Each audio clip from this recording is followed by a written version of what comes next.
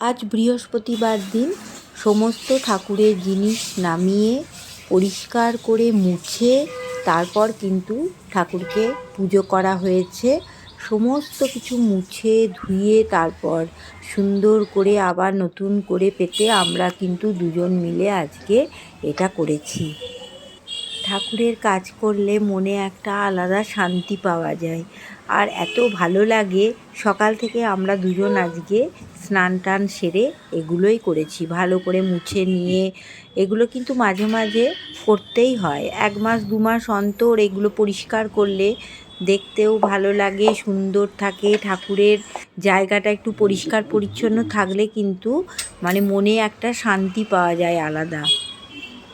সকাল থেকে এগুলো করতে করতেই আজকে কিন্তু অনেকটা টাইম লেগে গেছিলো।